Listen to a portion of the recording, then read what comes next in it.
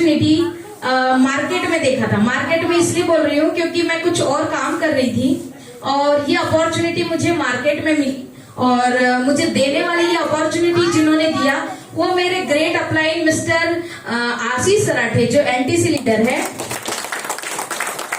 उन्होंने मुझे ये अपॉर्चुनिटी दी और वो मेरे मामा जी भी लगते हैं इसलिए। और उन्होंने जब मुझे अपॉर्चुनिटी दी तो मैं नेटवर्क मार्केटिंग के बारे में थोड़ा सा जानती थी, इसलिए मैंने उनको, जैसे यहाँ पर नए लोग आए हैं ना तो ये बोलेंगे कि हम बताते हैं, देखते हैं, करते हैं, तो नेटवर्क मार्केटिंग में 1 मिनट का लेट होना क्या क्या हो सकता है अभी हमको समझ में आएगा थोड़ी देर बाद में, है ना। तो मैंने ये जानकारी जब मुझे मिली तो मैंने ना नहीं बोला या हाँ नहीं, यानी ये नहीं बोला कि मैं करती हूँ, बताती हूँ, देखती हूँ, ऐसा नहीं बोला। और मैंने इसको स्टार्टअप किया मैंने 2 दिन के बाद में हमारा पीपीएसएस था और वो हमारे मतलब हर्षवर्धन जैन सर का पीपीएसएस मैंने फर्स्ट यहाँ पर देखा था। जब मैंने उनको सुना और दूसरे दिन फिर यहाँ पर ये अभी बताएंगे तो क्या होता है कि जब हमारा प्रोग्राम होता है तो दूसरे दिन हमारे यहाँ फॉलोअप के लिए आते हैं ना। तो फॉलोअप के लिए आते हैं तो सबसे पहले आपको क्या लगा अच्छा ये पूछते हैं और बोलते लाओ पैसे, ऐसे ही बोलते हैं क्या, है ना।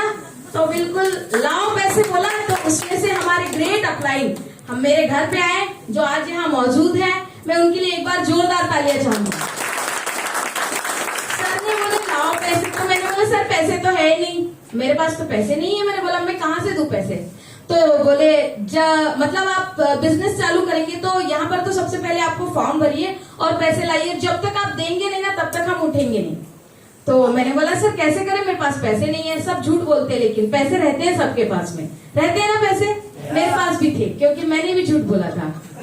रहते हैं ना पैसे, हाँ क्योंकि मैंने भी झूठ बोला था। इत्तेफाक से उसी दिन मंडे का दिन था, संडे का प्रोग्राम था, मंडे के दिन फॉलोअप के लिए मेरे घर पे आए और उसी दिन मैंने किसी काम के लिए पैसे लेकर आए थे, वो भी 20,000 रुपए। 20,000 रुपए मैंने लेकर आए तो मैंने बोला ना झूठ बोली थी। तो फिर मैं अंदर गई, मैंने बोला क्या करें हम, ये सर आए हैं और बोले जब तक पैसे नहीं देंगे तब तक हम उठ के जाएंगे ही नहीं। मैंने बोला कैसे करें इनको, अब कैसे जाने दे, भगाए मतलब ऐसे तो कैसे भगाए। तो मैंने अंदर जाके पूछा तो मैंने बोला क्या करें, तो बोले अच्छा एक काम करो, आपने जो पैसे लेकर आए हो ना वो दे दो और जाने दो इनको, है ना, फिर देखते हैं क्या होता है। तो मैंने सर को पैसे दिया, सर हमारे मतलब मैंने सर को ही पैसे दिया था, डीके सर आए थे मेरे पास, मैंने पैसे दिया और इसको स्टार्टअप किया। तो मुझे देखिए मैं एक बहू हूँ, है ना, फैमिली में मेरे 2 बच्चे हैं और मैं फैमिली मतलब ज्वाइंट फैमिली में रहती हूँ। कोई भी ऐसा फैमिली बताइए जो बहू को बहुत अच्छी तरीके से ये बोले कि तुम जाओ और करो काम, ऐसा होता है क्या कभी।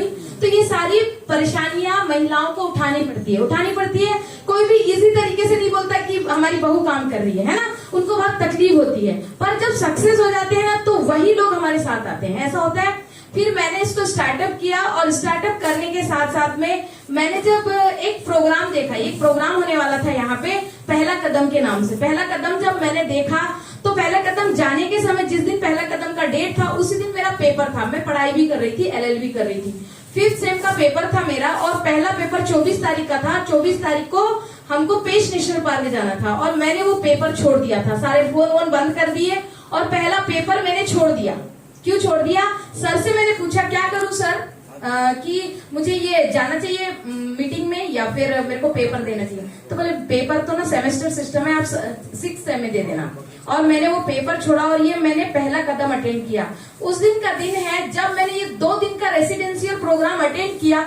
उसके बाद में ये बिजनेस को मेरे को समझ में आया कि यहाँ पे कितने बड़े बड़े लोग कर रहे हैं, तो हमको तो बहुत ज्यादा जरूरत है इसकी। और मैंने उसको बहुत अच्छे तरीके से स्टार्टअप किया और उसके बाद में जो प्रॉब्लम्स आई उसको झेला। ऐसा नहीं है प्रॉब्लम आती है, कोई सा भी बिजनेस ऐसा नहीं है जिसमें प्रॉब्लम ना आती हो, आती है, प्रॉब्लम आती है। फिर मैंने उसको किया और मैंने सबसे पहले इस बिजनेस से स्कूटी परचेज किया। मेरी हाइट बहुत कम है लेकिन फाइट ज्यादा, ऐसा बोलते हैं, तो मैं ऐसा मानती हूँ। तो मेरी स्कूटी में सिर्फ इतने ही पैर फुटते हैं, मैंने 60,000 किलोमीटर वो स्कूटी चलाई और उस पे करके मैंने बिजनेस किया। उसके बाद में पहले ही साल मैंने स्कूटी खरीदा इस बिजनेस के माध्यम से और सन 2020 में मैंने दूसरा मैंने 4 व्हीलर खरीदा, उसमें भी मेरे पैर नहीं घुटते।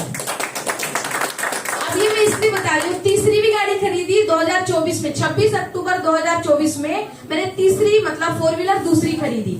अब मैं इसलिए बता रही हूँ क्योंकि अगर हम एक फैमिली में अगर हम हाउस वाइफ और मम्मी बन के रह जाते हैं तो क्या ये अपॉर्चुनिटी मुझे मिलती?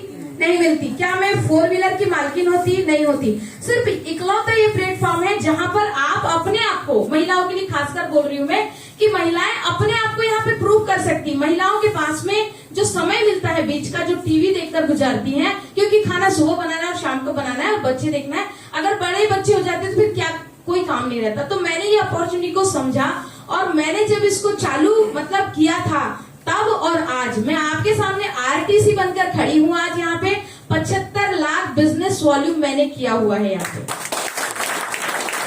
प्रॉब्लम्स होता है, सबको झेलते हुए मैंने आज यहाँ तक के आई हुई हूँ। और मेरे साथ में, महिलाओं के साथ में यही प्रॉब्लम रहती है कि वो निकल नहीं पाती है, लेकिन मैं उसको भी मतलब एक फेस करके, एक प्रॉब्लम को फेस करते हुए मैं यहाँ तक आई हूँ। और यहाँ पर बैठी सब महिलाएं ये कर सकती है क्योंकि मैंने किया हुआ है ना। मैंने किया हुआ तो महिलाएं ने किया हुआ है तो सभी कर सकती है। सिर्फ मैं इतना ही बोलना चाहूंगी, आप जिनके साथ आए हुए हैं उनको, उनसे और बैठकर आप समझिए क्यों करना है, क्योंकि महिलाओं को अपने आप को प्रूव करने के लिए कोई मौका नहीं है कि किसी के पास मौका नहीं है ना। सिर्फ एकलौता ये प्लेटफॉर्म है, बाकी सब तो पति, पापा और बच्चे के ऊपर डिपेंड रहता है। ऐसे ही होता है, महिला किसी भी लेवल पर चली जाए लेकिन मम्मी, बहू, पत्नी और बेटी बनी रहती है ना। तो ये अपॉर्चुनिटी है बिजनेस वुमन बनने का, ये अपॉर्चुनिटी आपको मिली हुई है। और इतनी शानदार अपॉर्चुनिटी जो आपको बताया है, आप उनको देखिए, समझिए, एक बार और देखिएगा और इस पे आइए और मिलकर काम करेंगे। ये बिजनेस बहुत अच्छा है, मिलकर सपोर्ट करने वाले लोग हैं हमारे साथ में, जितने मेंटर हैं वो सब सपोर्ट करते हैं आपको। किसी भी प्लेटफॉर्म में आपको कोई सपोर्ट नहीं करता, आपको जो करना है आप कर सकते। नौकरी के लिए कोई भी बोल सकता है लेकिन बिजनेस के लिए कोई नहीं बोल सकता। सिर्फ ये बिजनेस ऐसा है, आप अपने आप को प्रूव कर सकते हैं। तो यहाँ पर थैंक यू बोलना चाहूंगी जिन्होंने मुझे बोला, और डीके सर का धन्यवाद, मैं उनके साथ ही आई हूँ आज। और आज यहाँ पे इतने सारे लोग बैठे हैं, कल हम यानी अगली बार जब हम प्रोग्राम करेंगे तो हम कम से कम 200 से 300 लोगों का प्रोग्राम हम लोग यहाँ पर करेंगे। Thank you very much.